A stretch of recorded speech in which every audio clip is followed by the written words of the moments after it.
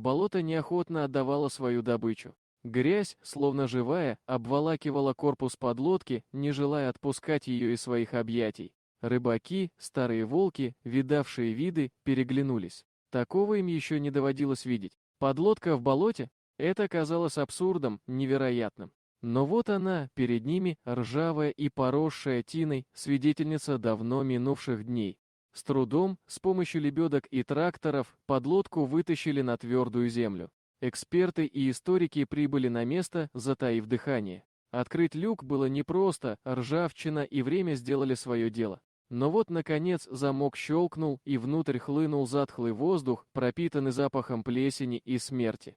То, что они увидели внутри, поразило их до глубины души. Останки экипажа, словно застывшие во времени, сидели на своих местах. Скелеты в истлевшей форме, словно ждали команды. Рядом с ними личные вещи, фотографии близких, письма, пожелтевшие от времени, молитвенники, компасы. Целый мир, заключенный в тесных стенах подводной лодки, мир, трагически оборвавшийся в этом забытом богом болоте.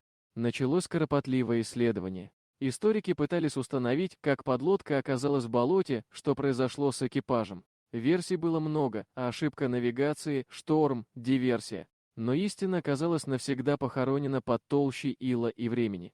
Находка подлодки в болоте стала не просто исторической сенсацией. Она стала памятником мужеству и трагедии моряков, отдавших свои жизни во имя долга. Их имена, стертые из памяти поколений, вновь зазвучали. Их история, забытая и погребенная, вновь ожила, напоминая нам о цене мира и хрупкости человеческой жизни.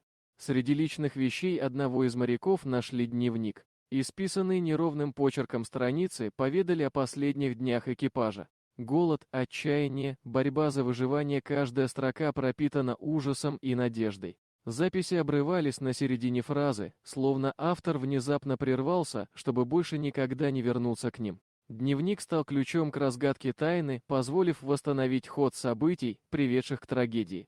Выяснилось, что подлодка заблудилась в густом тумане, сбившись с курса. Шторм, разыгравшийся вскоре после этого, вывел из строя навигационное оборудование. Экипаж, потерявший ориентацию, оказался в незнакомых водах. Попытки выбраться из ловушки оказались тщетными. Подлодка, словно слепой зверь, металась в поисках выхода, пока не уткнулась в топкое болото. Застряв в болоте, моряки оказались в полной изоляции. Запасы продовольствия и воды быстро заканчивались. Болезни и отчаяние косили ряды экипажа. Последние записи в дневнике говорили о надвигающейся смерти, о вере в спасение, которая постепенно угасала.